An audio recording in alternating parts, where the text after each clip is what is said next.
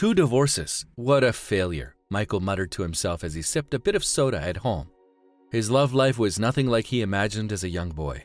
He might be successful in business, mainly because he already took over his late grandfather's restaurant franchises, but when it came to love, it was a complete disaster. At first, he got married at 19 to Sarah. Their engagement lasted only 2 months, and their marriage was only 6 months longer after he discovered that she only wanted money from him. After a couple of years of dating around, Michael met Mary, who was from a wealthy family just like him. It seemed the perfect solution. She grew up with money and was set to inherit millions of dollars so that she wouldn't want anything from him, but he was wrong. One night, he got home, and Mary didn't notice when he eavesdropped on her phone conversation with a friend. Apparently, Mary had only married him to escape from her family's clutches, and she was waiting for Michael's grandfather to die so she could file for divorce and get more money in the end. Therefore, Michael filed for divorce before his grandfather got any sicker and expedited the procedure as much as possible despite Mary's objections. His grandfather died a year after his second divorce, and Michael felt more alone than ever. He knew how to run a business. He was a keen entrepreneur who learned everything from the old man, but it didn't seem worth it when he couldn't make his love life work.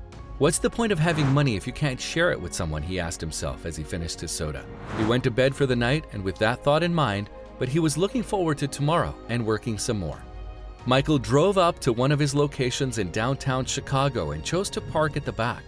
There was a back entrance that most of his cooks and employees used.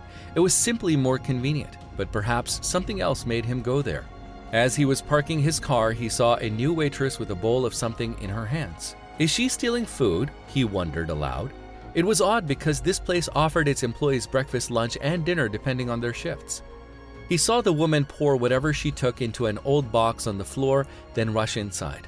After parking his car, Michael got out to investigate and heard a tiny meow coming from the cardboard box. It was a kitten, and it was devouring the food the woman brought outside.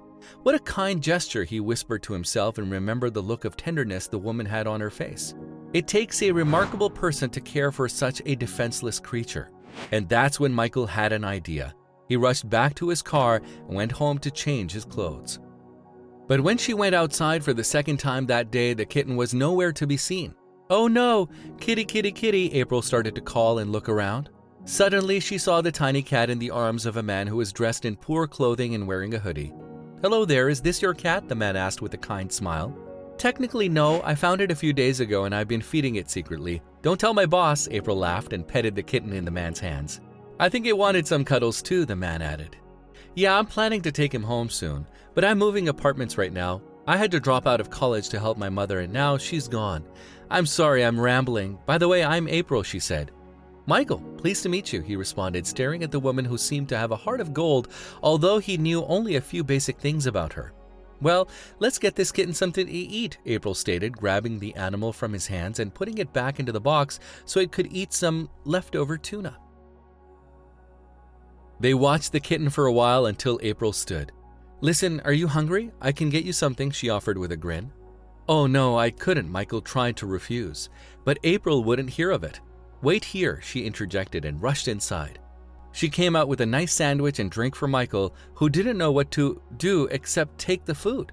April smiled brightly at him. You can leave the cat there. I'm sure I'm taking it tomorrow with me. I have to get back to work. Nice to meet you. Michael watched her go back inside and then stared at the cat for a long time, thinking. April was wiping the bar the following day when her manager, Mr. Cornish, came up to him. The boss wants to see you. What did you do? He asked, seemingly angry at her. What? I haven't done anything. You mean the owner? April replied, panicked. Yes, Mr. Sandhill is here and he asked to see you in his office. No one goes in there unless Mr. Sandhill wants to fire someone. You're in trouble. Go fast. Mr. Cornish demanded and pushed her towards the big boss's office. April entered with shaking hands and was shocked by the person behind the desk. Michael? She breathed. Michael was dressed in an expensive suit and looked nothing like the man she met yesterday. He looked up from his computer and smiled at her. Look, he said, and pointed at the chair next to his desk. The kitten was sitting there, sleeping peacefully. What's going on? She asked, shocked by this turn of events. Michael explained himself and said he wanted to test some of his employees by dressing like a homeless person.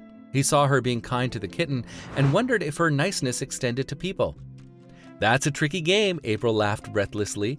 I was also wondering, "Would you like to have dinner with me?" Michael asked, looking at April hopefully. "I don't even know you," she replied. "That's why people go on dates," he jested, grinning. "I don't know, you're my boss," she hesitated. Fair enough, Michael decided, and let her go back to work.